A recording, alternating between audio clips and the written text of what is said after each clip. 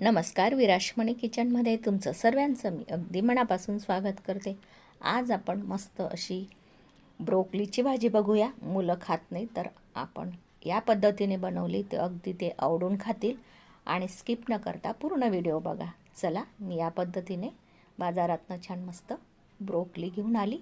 तिला आता मी छान साफ करून घेते, तिचे बारीक पीसेस करून घेते आणि त्यानंतर तिला थोडं गरम पाण्यामध्ये तिला स्वच्छ धुवून घेते। चला, आपण आता पुढची प्रोसेस बघूया। मी गॅसवर अगोदरच कढई गरम करायला ठेवली, त्यामध्ये आपण आता तेल घालून घेऊया। तेल घातल्यानंतर तेल गरम झालं की त्यामध्ये आपण मोहरी घालूया। मोहरी छान फुलली की त्यामध्ये जिरं घालूया। जिरंही छान फुललं त्यानंतर त्यामध्ये आपण मस्त हिरवी मिरची आणि मी लसूण छान ठेचून घेतला। आता तेलामध्ये टाकून छान मस्त लसूण आणि हिरवी मिरची छान फ्राय करून घेऊ। अगदी त्याचा कच्चटपणा जाईल तोपर्यंत छान मस्त फ्राय करून घ्यायची। अगदी झटपट होणारी रेसिपी, मुलं खात नाही तर या पद्धतीने आपण मस्त हिरवी मिरची आणि त्याच्याने बनवली ना तर अगदी छान मुलं आवडून खातील। तुम्ही टिफिनलाही देऊ शकतात। छान फ्राय झालं, आता त्यामध्ये आपण कांदा घालूया आणि कांदाही छान मस्त फ्राय करून घेऊ। ब्रोकलीची भाजी तुम्ही वरण भात बरोबर बी खाऊ शकता, नाहीतर चपाती बरोबर बी खाऊ शकता। आपल्या आवडीनुसार आपण भाजी खाऊ शकतो।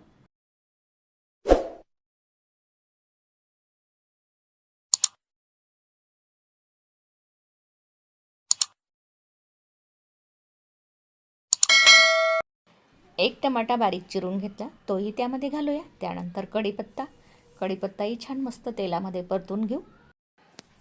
ही भाजी तुम्ही रश्याची बनवू शकता तिखट घालून, पण मी या पद्धतीने हिरवी मिरचीची बनवते, छान सुकी भाजी। त्यानंतर आपण मसाले घालूया। चिमूटभर हळद घालते, अर्धा चमचा धना पावडर आणि त्यामध्ये मी मस्त मॅगी मसाला घालते। मुलं अगदी आवडून खातील।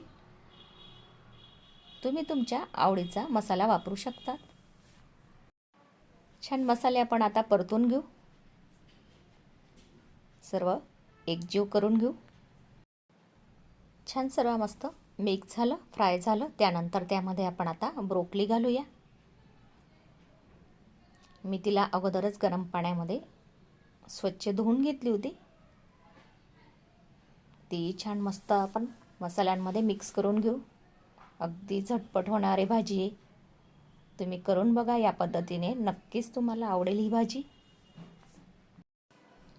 तुम्हाला विराश्मणी किचनची रेसिपी आवडते ना, मग मला कमेंट बॉक्समधून नक्की कळवा आणि तुम्हाला पुढची रेसिपी कुठली हवी आहे ती पण मला कमेंटद्वारे नक्की कळवा, जेणेकरून मी त्या पद्धतीने फॉलो करेल। आता आपण वरून प्लेट झाकून अगदी 2 ते 3 मिनिटांसाठी छान तिला मस्त वाफ काढून घेऊ।